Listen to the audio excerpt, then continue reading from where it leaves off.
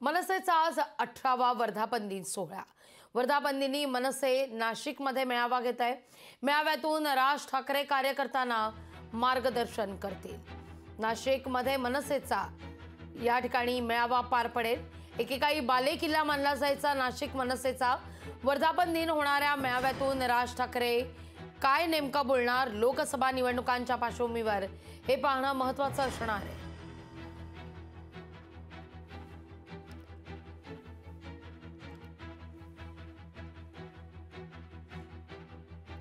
आगामी लोकसभा निवडणुकीत मनसेची नेमकी काय भूमिका असेल?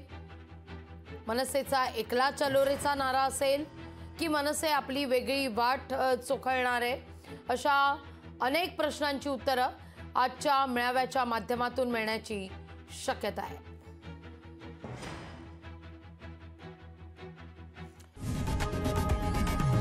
लोकशाही मराठी ऐका, पहा, जागरूक रहा।